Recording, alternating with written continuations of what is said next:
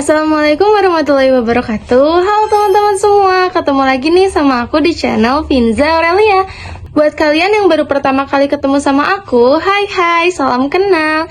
Jadi di video kali ini aku mau ngejelasin nih tentang laporan keuangan yang ada di dalam Odoo Accounting. Nah, sebelumnya kita udah ngebahas banyak banget kan yang ada di dalam Odoo Accounting, seperti kas dan bank, utang dan piutang, pengelolaan aset, pengelolaan kartu stok. Nah, sekarang kita simak yuk, apa sih laporan keuangan itu? Nah, jadi laporan keuangan adalah catatan formal yang memberikan gambar tentang kondisi keuangan, kinerja, dan perubahan posisi keuangan suatu entitas dalam periode tertentu.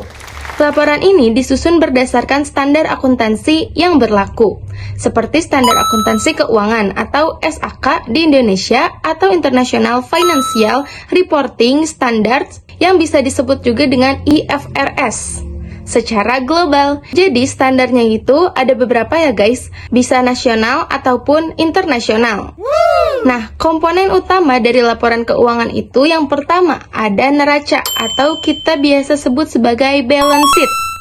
Menampilkan posisi keuangan pada suatu waktu tertentu. Komponennya itu terdiri dari aset, yaitu sumber daya yang dimiliki entitas seperti kas, piutang, dan inventaris.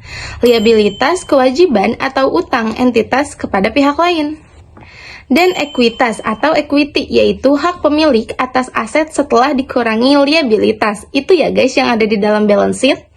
Nah, yang kedua ada laporan laba rugi atau income statement. Dalam laporan ini menggambarkan kinerja keuangan perusahaan dalam periode tertentu. Komponennya itu terdiri dari yang pertama itu ada pendapatan atau revenue, beban atau biaya yang biasa disebut dengan expense, dan laba atau rugi bersih. Nah, yang ketiga ada laporan perubahan ekuitas atau statement of change in equity. Menunjukkan perubahan dalam ekuitas pemilik selama periode tertentu. Nah, komponen yang ada di dalam laporan ini yaitu inventasi pemilik, laba ditahan, dan pembagian dividen. Selanjutnya ada laporan arus kas atau cash flow statement. Menyajikan informasi tentang aliran kas yang masuk dan keluar selama periode tertentu. Dikategorikan menjadi beberapa activity. Yang pertama ada aktivitas operasi atau operating activities. Yang kedua ada aktivitas investasi atau investing activities. Yang ketiga ada aktivitas pendanaan atau financing activities. Nah, yang terakhir nih guys, ada catatan atas laporan keuangan, notes to financial statement. Laporan ini mengenai penjelasan detail tentang angka-angka yang disajikan dalam laporan keuangan, termasuk kebijakan akuntansi yang digunakan. Sekarang langsung ke praktek pembuatan laporan keuangannya aja yuk.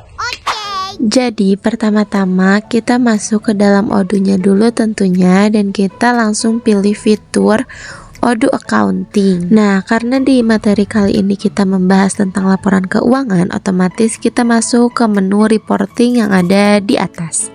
Tetapi di sini cuma ada dua doang nih guys, ada balance sheet dan profit and loss.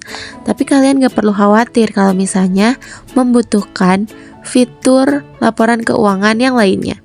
Kita bisa menambahkan dengan masuk ke configuration dan mencari financial report. Nah, kita pilih akun report. Nah, di sini kita bisa menambahkan laporan keuangan yang kita mau dengan mengklik new yang ada di pojok kiri atas kalian. Nah, tadi kan udah ada balance sheet dan profit and loss ya. Nah, sekarang aku mau nyoba nih bikin cash flow statement. Lalu kita atur juga nih parentnya itu untuk siapa. Nah, kalau cash flow statement kan arus kas, otomatis berhubungan dengan kas. Kita cari nih yang nyambung. Nah, di sini ada cash flow, aku pencet aja. Nah, kita langsung bisa klik save dan itu akan langsung muncul ketika kita mau menggunakannya. Laporan tersebut akan langsung muncul ya guys. Nah, selanjutnya gimana sih cara kita melihat laporan keuangan di perusahaan kita? Yang pertama, kita masuk menu reporting lagi. Nah, aku ini contohnya mau ngelihat balance sheet ya guys. Nah, di sini juga sebenarnya bisa diganti otomatis mau pindah ke laporan keuangan yang mana. Nah, lalu ini kan ada all post entries dan all entries. Nah, bedanya jika yang all post entries itu adalah transaksi yang sudah diposting ke buku besar, sedangkan all entries adalah transaksi sebelum diposting ke buku besar. Ini sesuai pilihan kalian aja ya guys, mau melihat laporan keuangan dengan transaksi yang sudah diposting atau belum. Nah, lalu caranya kita misalnya periodenya itu 1 tahun.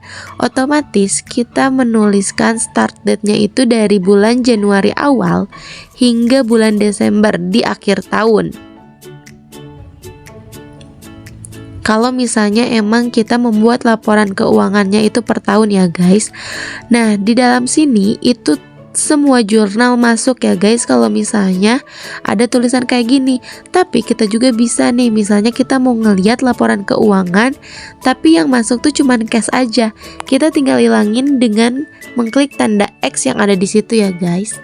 Nah, kalau misalnya kita mau lihat, kita tinggal print dan tang, muncul seperti ini tampakan balance sheet-nya. Seperti biasa ya guys, di sini sudah langsung tertera nama perusahaannya, periodenya, dan bahkan sampai keterangan tanggal laporan keuangan tersebut, dari tanggal berapa tuh tanggal berapa. Nah, sekarang aku mau coba nih untuk ngeliat laporan keuangan yang lainnya seperti profit and loss. Dan aku juga nyobain untuk ngeliat transaksi yang belum diposting ke buku besar.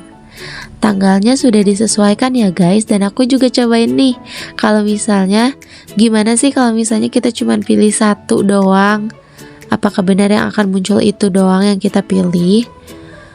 Dan ini hasilnya. Apapun yang kalian pilih, apapun yang kalian atur dan setting, Odoo pasti turutin deh. Keren banget kan? Gimana guys, kalian ngerti kan dengan apa yang udah aku jelasin dari awal sampai akhir? Semoga kalian mengerti dan memahaminya dengan baik ya. Dan aku berharap semoga video ini bisa menjadi bekal ilmu untuk kalian di masa depan nanti. Semoga ilmunya bermanfaat. Sampai ketemu lagi di video aku selanjutnya. Bye-bye.